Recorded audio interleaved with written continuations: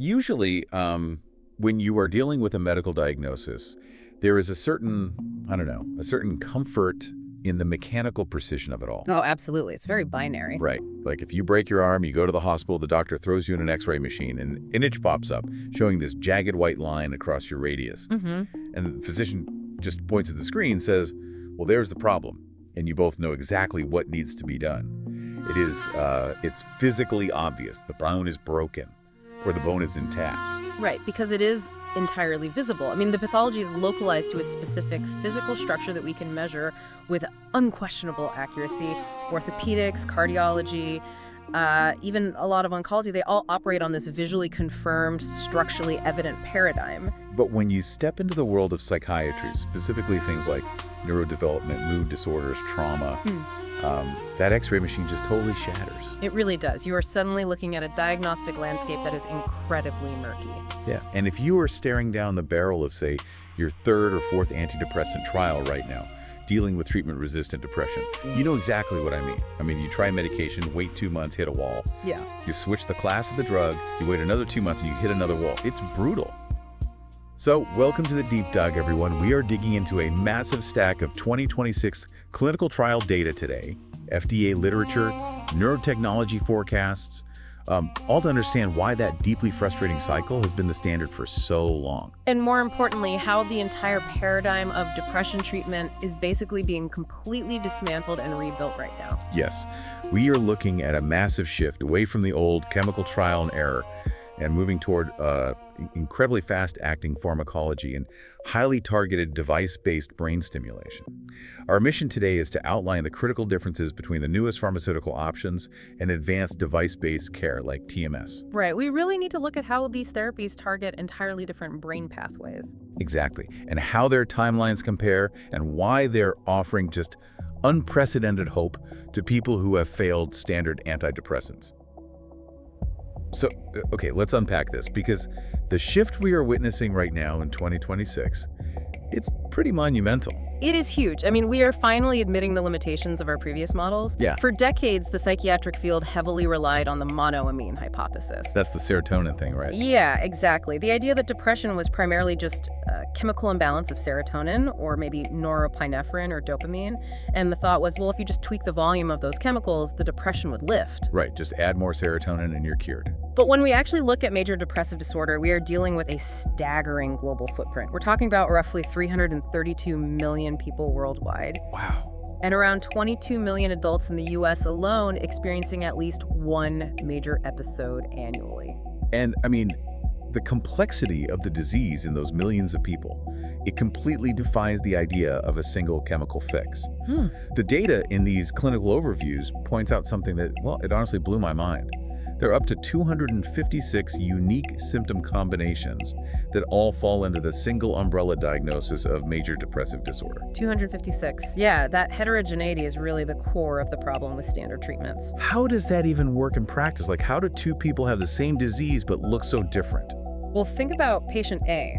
Their depression manifests as severe insomnia, intense psychomotor agitation, meaning they are physically restless, they're pacing, they literally are unable to sit still, and they have a total inability to concentrate. Okay, so they're wired. Basically. Very wired. But then you have patient B, who is sleeping 16 hours a day, experiencing what we call leaden paralysis, where their limbs literally feel too heavy to move, and they are consuming, thousands of extra calories a day. Right, completely opposite symptoms. Exactly. Biologically, neurologically, endocrinologically, these two patients are experiencing vastly different systemic failures, yet historically both of them walk into a clinic, they receive the exact same MDD diagnosis, and they are handed the exact same selective serotonin reuptake inhibitor, or SSRI.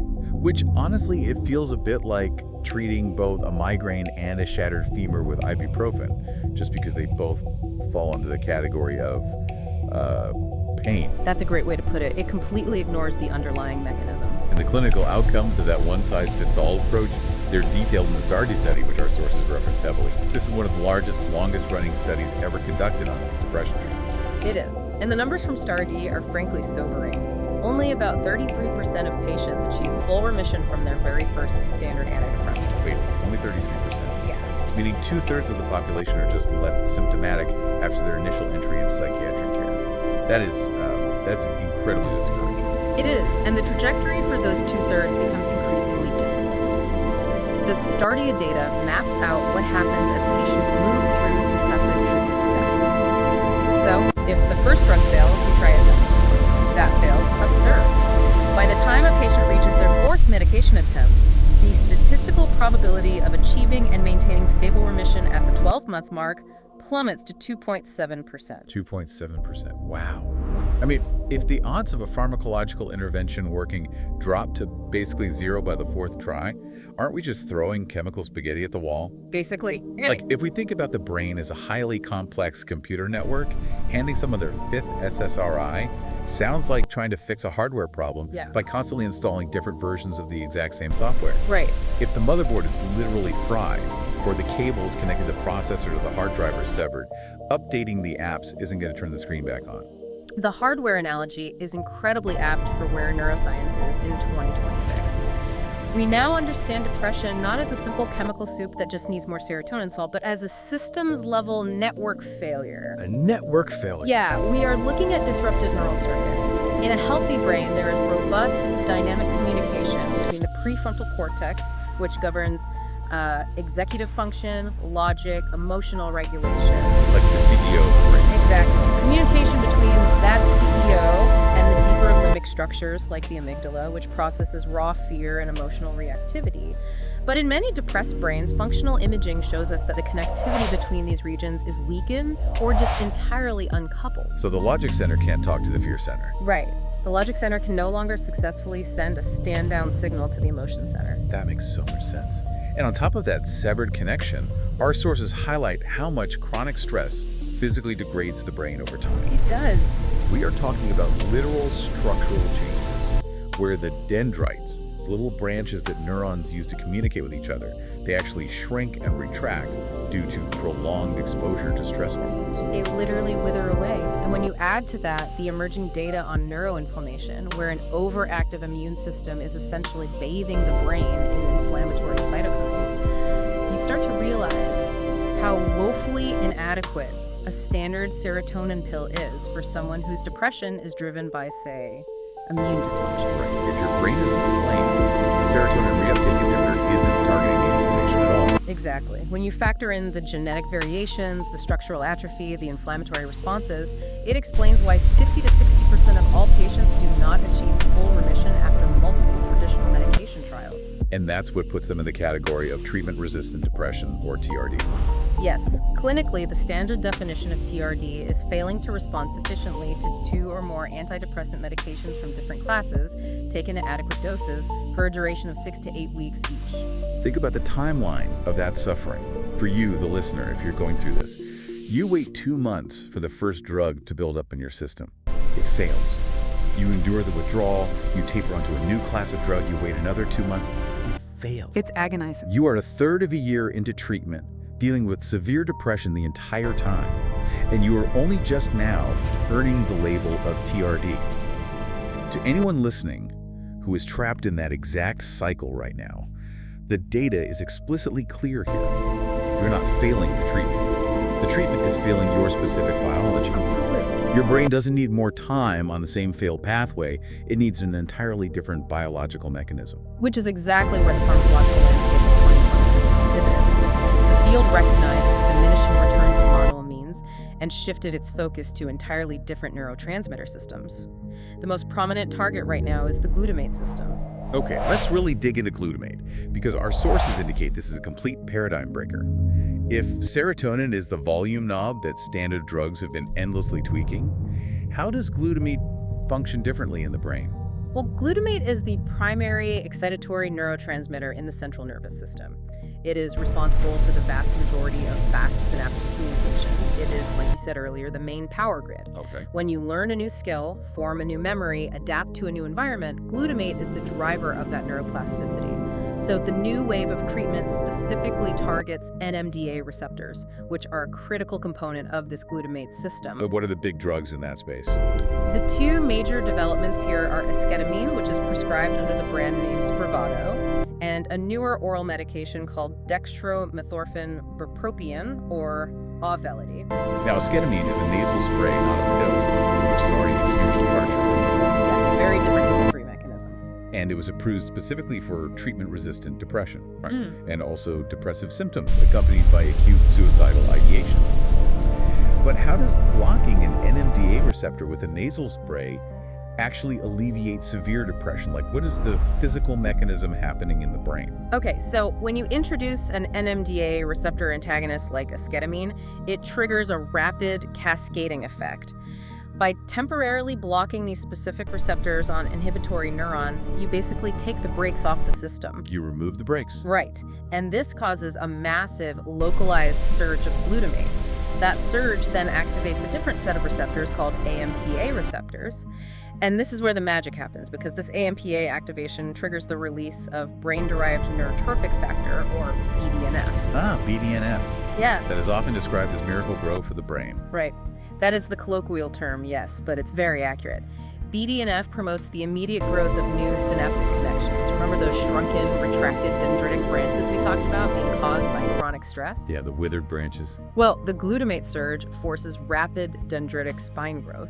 You are physically rebuilding the severed connections between the prefrontal cortex and the limbic.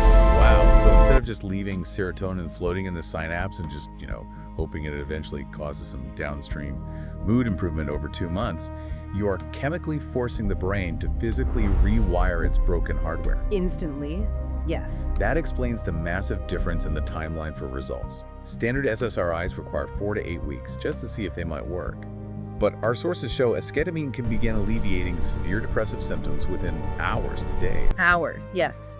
The speed is unprecedented in psychiatric pharmacology. And Auvelity, the oral medication acting on both the glutamate and the norepinephrine dopamine pathways, it shows significant symptom improvement in clinical trials in as little as 1 week. That's incredible. And the efficacy data is striking. Both of these glutamate targeting treatments are delivering 50 to 70% response rates, specifically for the TRD patient population. Wait, the exact same population that was sitting at a 2.7% success rate with standard medication? The very same. A jump from 2.7 to 70% is staggering. But the 2026 data isn't just focused on glutamate, is it? Because there is a completely different biological target showing immense promise, and it relates directly to those 256 symptom combinations we mentioned. Right. Specifically the patients who present with severe insomnia. The sources highlight investigational oral therapies targeting orexin-2 receptors. The orexin system is a fascinating new frontier. Orexin is a neuropeptide produced in the hypothalamus, and its primary job is regulating wakefulness, arousal, and appetite.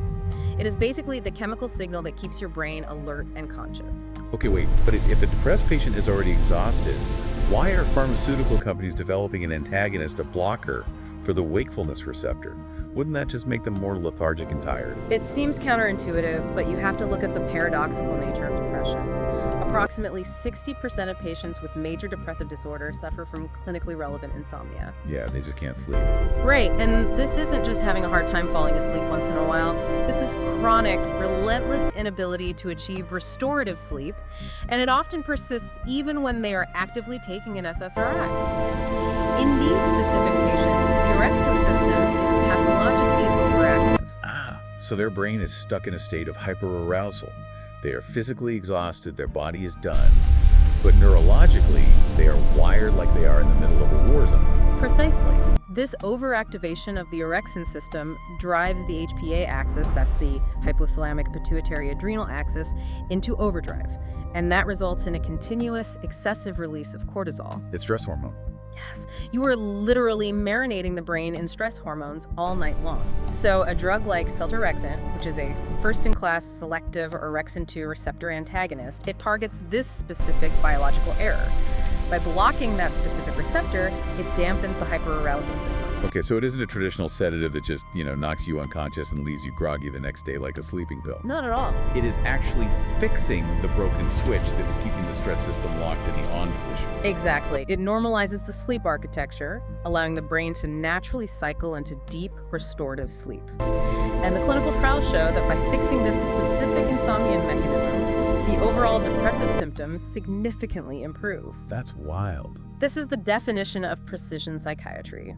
We are no longer throwing a blanket antidepressant over the entire population. We are identifying that a subset of patients has an orexin-driven pathology, and we are treating that exact mechanism. It is identifying the specific shattered bone and putting a pin exactly where it belongs. Ah, I love that.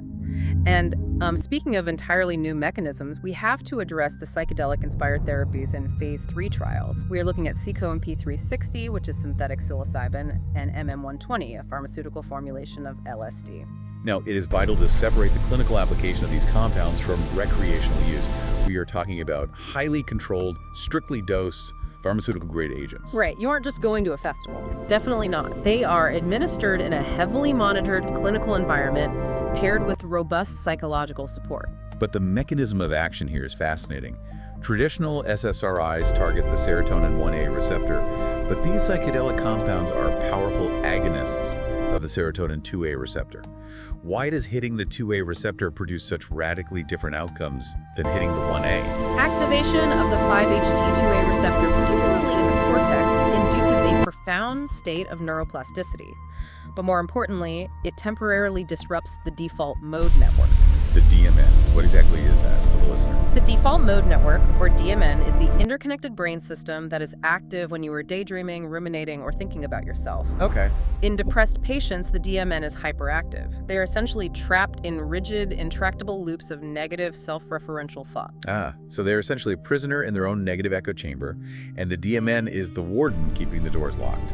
That's exactly it. The psychedelic compounds temporarily dissolve that rigidity. They allow disparate regions of the brain that normally don't communicate to suddenly share information. I like to use the snow globe analogy. Oh, how does that work? It is like taking a snow globe where all the flakes have settled into a hard, dark crust at the bottom and vigorously shaking it. The neural pathways become highly malleable. Patients often report experiencing a sudden, objective distance from their trauma or their depressive narratives. Wow. And the clinical data indicates that a single, limited dose, when integrated with therapy to process the experience, can provide durable relief lasting for months. So it acts as an incredibly powerful catalyst for structural brain change. Now, the sources also mention atypical antipsychotics being utilized in this new precision model, specifically drugs like Caplyta or lumateperone. How do those fit in? Lumateperone is utilized as an adjunctive therapy. That means it is added alongside a traditional antidepressant when the patient has only had a partial response. Okay, a booster of sorts. Sort of, yes. It is a highly complex molecule that acts simultaneously as an antagonist at those central serotonin 5-HT2A receptors we just discussed, while also modulating dopamine D2 receptors. It is another example of targeting multiple specific neurotransmitter systems simultaneously to push a partially responding patient over the line into full remission. Here's the massive question, though. Okay. If esketamine can rewire the brain's hardware in a matter of hours, and synthetic psilocybin can shatter rigid negative thought loops in a single session, why isn't this the immediate first line of defense? I mean, if someone walks into a clinic clearly suffering from severe depression, why do we still hand them an SSRI and tell them to come back in 2 months? What is the catch with these rapidly acting compounds? The catch is the intense regulatory, logistical, and safety burden. These are highly potent biological interventions, and they carry risks that require immense clinical infrastructure to manage. They are not benign molecules you can casually ingest at your kitchen table before work. Which brings us to the ultimate pivot in 2026 psychiatry. If the chemicals are highly effective, but they carry massive logistical and systemic side effects, what happens when we attempt to achieve that exact same neuroplastic rewiring without using a single drop of pharmacology? Right. We are talking about the leap from biochemistry to biophysics, device-based care. Yes. Transcranial magnetic stimulation, or TMS, represents a fundamental shift in how we interface with the brain. We are bypassing the bloodstream entirely and using localized magnetic fields to modulate cortical excitability. Let's break down the evolution of this technology, because our sources compare standard RTMS with a massive new upgrade known as fMRI-guided accelerated TMS. To understand the upgrade, how does the standard older version of TMS operate? Well, standard repetitive TMS has been FDA approved for depression since 2008. The protocol involves the patient sitting in a specialized chair while an electromagnetic coil is positioned against the left side of their scalp. The device generates brief, powerful magnetic pulses that pass through the skull and induce a small electrical current in the underlying brain tissue, specifically targeting the left dorsolateral prefrontal cortex. Okay, so They are trying to stimulate the logic center to reconnect it to the emotion center like we talked about earlier. Exactly. But how do they know exactly where to place the magnet on the scalp? I mean, every person's skull and brain fold variations are slightly different, right? My brain doesn't look exactly like your brain. That's the problem. In standard RTMS, they use a scalp-based heuristic. They measure the distance from the bridge of the nose, the ears, and the top of the head to find the motor cortex, and then they move the coil a standard distance forward, usually about 5 or 6 centimeters, to estimate the location of the DLPFC. Wait, they just estimate? Yeah, it is a one-size-fits-all anatomical assumption. That sounds like standing outside a brick building, measuring the distance from the front door, and guessing where the kitchen sink is located on the second floor based on architectural averages. I mean, you might hit the kitchen, but you might also just be stimulating the hallway. That is a perfect analogy, and that lack of anatomical precision is one of the major limiting factors of standard treatment. But the other limiting factor is the grueling timeline. How grueling are we talking? The standard protocol requires the patient to receive 36 to 40 daily sessions. You go to a clinic 5 days a week for 6 to 9 weeks. Each session lasts roughly 30 to 40 minutes. That is a second part-time job. The time commitment alone makes it completely inaccessible for a huge portion of the population. Who can just abandon their careers or childcare responsibilities for 2 months? And what kind of remission rates are we looking at for that massive investment of time? In severe treatment-resistant populations, standard RTMS achieves approximately a 30 to 36% full remission rate. Look, to be fair, if you are staring at a 2.7% chance with your next pill, jumping to a 36% chance of total remission is a lifeline. It is. But the time barrier is huge. So how does the new 2026 upgrade solve the precision and the timeline problems? Our sources detail the fMRI-guided accelerated TMS, which is heavily based on the SAINT protocol developed at Stanford. The accelerated guided protocol completely changes the math. First, it solves the precision issue by abandoning the scalp measurements entirely. Before treatment begins, the patient undergoes a resting state functional MRI. So they are actively watching the blood flow and communication networks inside the patient's actual living brain. Exactly. They are looking for the precise functional connectivity between the left DLPFC and the subgenual anterior cingulate cortex. Which is what? It's an incredibly specific region deep in the brain that is hyperactive in depression. They find the exact millimeter on the cortex where the negative correlation is strongest. That is the bullseye. Then they use optical neuronavigation software cameras tracking monitors on the patient's head to position the magnetic coil within 1 to 2 millimeters of that specific, personalized, functional target. Okay, so they aren't guessing where the kitchen sink is anymore. They have the architectural blueprints and a laser. Yes, exactly. But the most radical change is the timeline. The researchers realized that spreading the stimulation out over 2 months was incredibly inefficient, so they condensed it. Instead of one 30-minute session a day, the accelerated protocol delivers 10 sessions a day. Wait, 10 sessions of brain stimulation in a single day? Yes. Each session takes about 10 minutes, followed by a 50-minute rest period. And they repeat this for 5 consecutive days. Over the course of one work week, the patient receives an astounding 90,000 magnetic pulses. 90,000 pulses? That sounds terrifying, honestly. You're talking about electrocuting the brain? Not at all. The beauty of magnetic fields, as dictated by Faraday's law of induction, is that they pass through the skin and skull without any resistance or pain. We are not applying electricity to the scalp. The magnetic field only induces an electrical current once it reaches the conductive tissue of the cortex. Oh, I see. And the way those 90,000 pulses are delivered is crucial. They use a specific pattern called intermittent theta burst stimulation, or ITBS. What does that mean? What is a theta burst? The brain naturally operates on different electrical frequencies. Theta waves, which cycle at about 4 to 8 hertz, are the natural rhythm the brain uses in the hippocampus when it is rapidly learning or consolidating new memories. The ITBS protocol artificially mimics this natural learning rhythm. So speaking the brain's language. Precisely.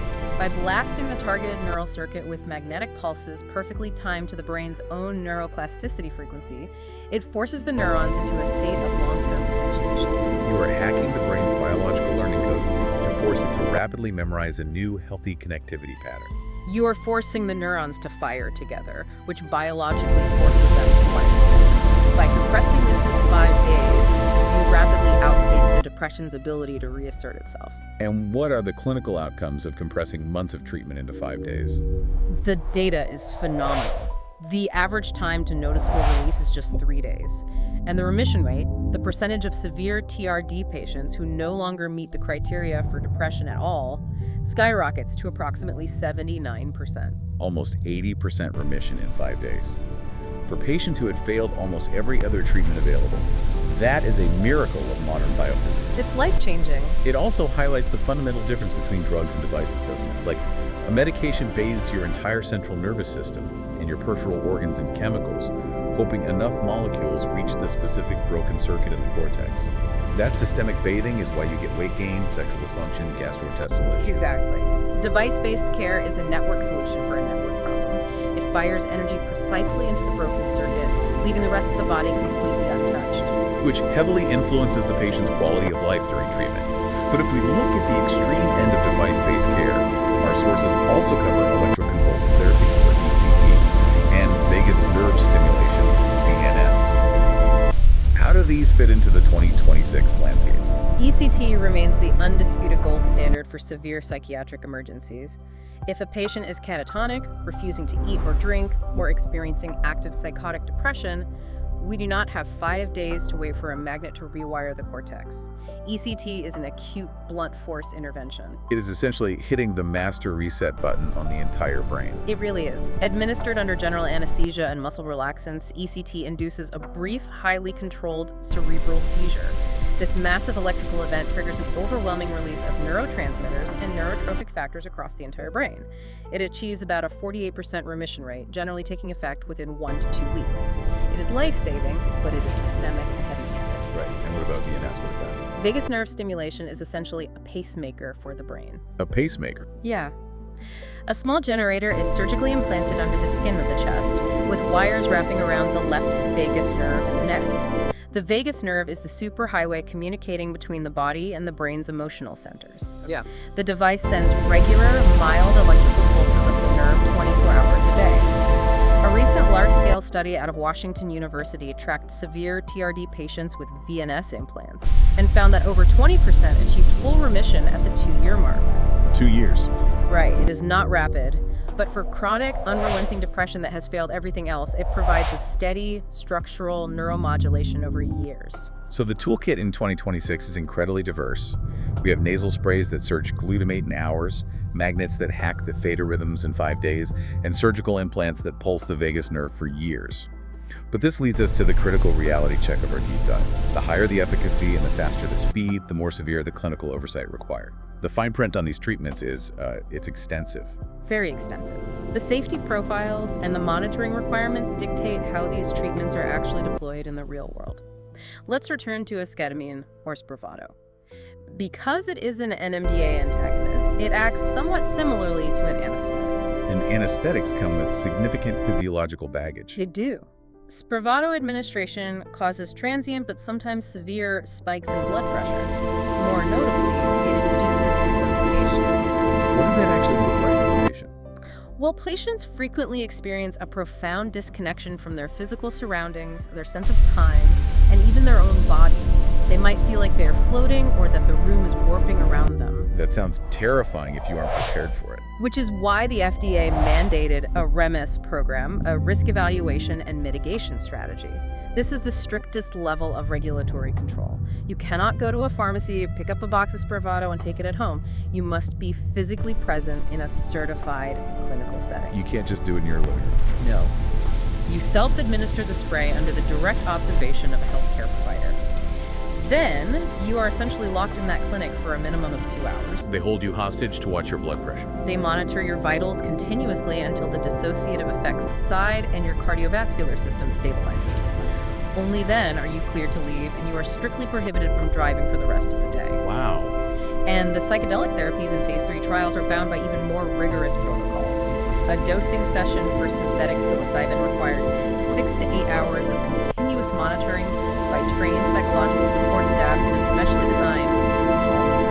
So the idea that the pharmacological revolution is going to result in a convenient new pill you take with your morning coffee is completely false. The future of psychiatric pharmacology requires you to surrender huge blocks of your time to to medical facilities. How does the device safety profile compare? Like, does TMS require a REMS program? This is where TMS has a massive logistical advantage over both the new rapidly acting drugs and the older interventions like ECT. TMS is entirely non-invasive and requires zero anesthesia or sedation. The magnetic pulses do not affect your cardiovascular system, they do not induce dissociation, and they do not impair your cognitive function. So what does it actually feel like when you're getting it? Patients typically describe it as a firm, rapid tapping sensation on the scalp. The most common side effects are transient scalp discomfort or mild tension headaches during the first few days of treatment. Because you are fully alert and unimpaired, you can literally drive yourself to the clinic, receive your 10-minute session or your accelerated 5-day protocol, and drive yourself straight to work or home. I contrast that with ECT, where you have to fast the night before, be placed under general anesthesia, endure an induced seizure, wake up in a recovery room, and have someone else drive you home. Not to mention the cognitive risks. ECT carries well-documented risks of anterograde and retrograde amnesia. Patients often have persistent memory gaps regarding the weeks surrounding the treatment, and sometimes lose older autobiographical memories entirely. That's a steep price. It is. TMS carries zero risk of memory loss. In fact, by alleviating the cognitive fog of depression, patients often report their memory sharpens post-TMS. But even the new standard daily medications, the ones you can take at home, they come with terrifying fine print. Our sources highlight the black box warnings on drugs like Caplyta and other atypical antipsychotics. Yes, the pharmacological burden on the body's peripheral systems is immense. These drugs carry warnings for neuroleptic malignant syndrome, which is a rare but potentially fatal reaction involving extreme muscle rigidity, fever, and autonomic instability. The drug basically causes your nervous system to melt down. They also carry risks of tardive dyskinesia. This is caused by long-term dopamine receptor blockade, resulting in involuntary repetitive muscle movements, often in the face, mouth, and tongue, and it can be permanent even after you stop taking the drug. Add to that the severe metabolic consequences, massive weight gain, lipid abnormalities, and the development of type 2 diabetes. And the most paradoxical warning of all, an increased risk of suicidal ideation and behavior in children, adolescents, and young adults during the initial months of treatment. You're taking a pill to stop wanting to die, and the chemical itself might acutely increase the urge to do so before it actually helps. When you synthesize the data on both the new rapid-acting chemicals and the devices, a distinct clinical reality emerges, the fundamental trade-off between speed and durability. Break that down. If something works incredibly fast, it doesn't last. In the case of biological interventions, yes. Take avoketamine or the esketamine nasal spray. They flood the system and induce rapid neuroplasticity, pulling a patient out of a suicidal crisis in hours. But the biological half-life of that intervention is short. The data shows that without continuous weekly or bi-weekly maintenance infusions, 68 to 75% of patients will relapse within 6 months. Wow. The newly grown dendritic spines just retract. Yes, the synapses wither and the depression crashes back down. So what does this all mean for the listener? I mean, if ketamine wears off in a few weeks and requires a 2-hour clinic visit every time, isn't that just trading a daily pill for a weekly clinic hostage situation? You are tethered to the clinic to maintain your sanity. That is not a cure. That is a biological subscription model. And that is the exact criticism levied against relying purely on rapid-acting biological tools. The ultimate goal of 2026 psychiatry is not lifelong dependency on a clinic. The goal is long-term, self-sustaining remission. Which perfectly explains why every single piece of clinical data in our sources insists that the most durable outcomes are achieved through combination therapy. We are talking about the ultimate force multiplier here, bringing together the high-tech biological interventions with evidence-based psychotherapy. We cannot overstate the importance of psychotherapy. We are talking about highly structured modalities like cognitive behavioral therapy, cognitive behavioral analysis system of psychotherapy, and mindfulness-based cognitive therapy. These are not just talking about your feeling sessions. These are rigorous, skill-building protocols designed to identify pathological cognitive distortions and actively rewire the brain's behavioral responses. It is the ultimate maintenance-free intervention because the patient physically internalizes the tools. Let's look at the long-term data on therapy alone. It's pretty compelling. The COBALT trial, which was a massive landmark study, tracked patients over nearly 4 years. It demonstrated that patients who received ongoing cognitive behavioral therapy maintained a 43% response rate. Other meta-analyses show that relapse rates for patients who successfully complete a full course of CBT are only 31.6% compared to 41.3% for control groups. So if therapy is the key to long-term durability, why don't we just prescribe CBT to everyone and skip the magnets and the ketamine? It seems so much easier.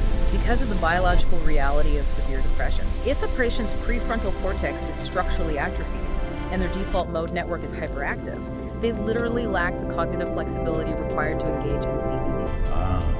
You cannot logically argue with a brain that is biochemically incapable of processing logic. Exactly. The circuits required for insight, working memory, and behavioral adaptation are essentially offline. If you sit a severely depressed patient in a therapy chair and ask them to restructure their negative schemas, they will fail, which only deepens their sense of guilt.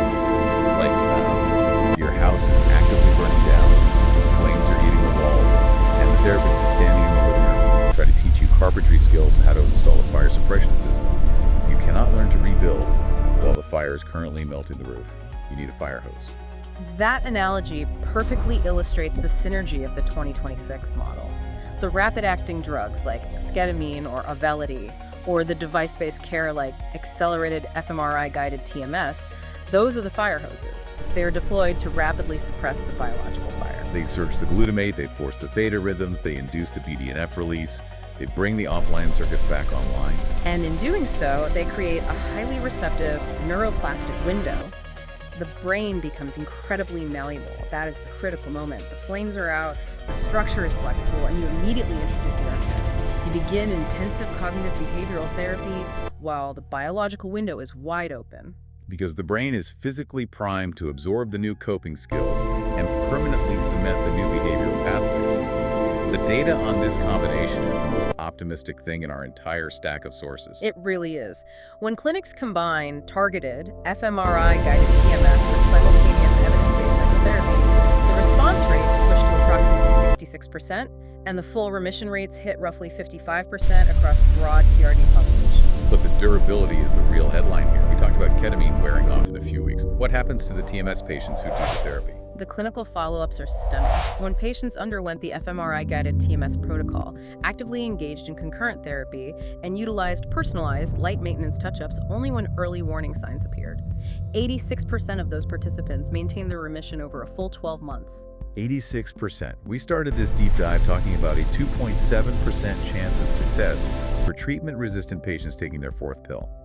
We are ending with an 86% sustained remission rate when utilizing precision biophysics combined with targeted behavioral therapy. That is not just an improvement. That is a complete evolutionary leap in how humanity treats mental illness. It shifts the entire paradigm from chronic disease management to active structural rehabilitation. And I want to make sure you, the listener, hear this clearly. The cutting-edge treatments of 2026 are not magic instant cures. A magnet or a nasal spray is not going to instantly fix a toxic relationship, or a terrible sleep schedule, or a stressful job. But they are the most powerful biological tools ever created to pull you out of the quicksand so that you can actually do the work. They give you the biological leverage to engage in the therapy, to optimize your sleep, to start exercising. The technology opens the door, but you still have to walk through it and become your own therapist in the long run. Exactly. The technology restores your agency, it does not replace it. Before we wrap this up, I want to look just slightly over the horizon. We've spent the last hour dissecting magnets, glutamate surges, synthetic psychedelics. What is the absolute bleeding edge research pointing to the future? How will we be treating the root of depression in 2030? The most captivating experimental frontier right now is an area called sleep engineering, specifically utilizing a technique known as targeted memory reactivation, or TMR. Hacking the human sleep cycle to treat depression. How does that even work? It relies on advanced machine learning EEG classifiers. Patients wear a highly sophisticated, comfortable EEG headband to bed. The AI monitors their brainwaves in real time, specifically waiting for the brain to enter non-rapid eye movement sleep, or NREM sleep. NREM is the phase of sleep where the brain actively replays the events of the day to consolidate. It is the brain's nightly filing system. Yes, and in depressed or traumatized individuals, that filing system is broken. They suffer from a pathological replay of negative memories. Their brain gets stuck in a loop, endlessly replaying the trauma, the failures, the depressive schemas while they sleep. They are literally practicing being depressed overnight, structurally reinforcing the illness while unconscious. Which explains why so many depressed patients wake up feeling utterly crushed and exhausted before they even open their eyes. Exactly. So researchers are intervening in that exact moment. During the patient's waking hours, the therapist pairs positive memories, successful coping skills, or feelings of safety with specific subtle audio cues, like a soft chime or a specific chord. A Pavlovian response for positivity. Precisely. Then while the patient is asleep, the EEG detects the exact moment the brain enters the NREM memory consolidation phase. The headband subtly plays those specific audio cues through bone conduction headphones.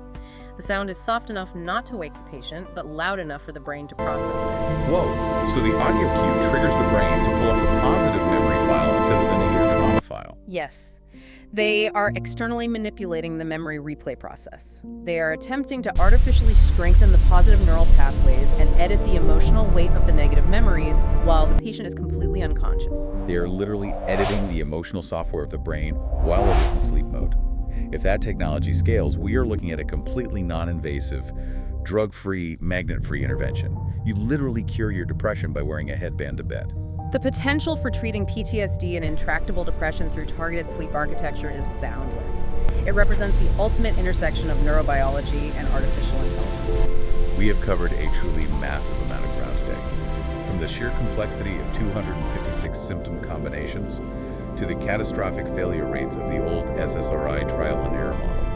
We explored how surging the glutamate system with esketamine builds new dendritic pathways in hours, and how blocking the orexin-2 receptor flips the switch on hyper-aroused insomnia. We dissected the biophysics of using fMRI navigation to guide 90,000 magnetic theta bursts into the prefrontal cortex, fundamentally rewiring the brain's hardware in 5 minutes. And we navigated the intense regulatory reality, the REMS protocols, and the black box warnings that keep these powerful tools in check. Most importantly, we learned that none of this biology works permanently unless it is combined with the behavioral architecture of therapy. The era of the blind, one-size-fits-all chemical band-aid is officially over. We are entering an age of precision neuroscience where we map your specific brain, find the specific broken circuit, and use the exact biological key required to open a window for profound, lasting healing. The diagnostic X-ray machine for mental health might never be as perfectly clear as orthopedics, but we are absolutely not fumbling in the dark anymore. The tools have evolved, and the clinical outcomes are finally reflecting the brilliant complexity of the human brain.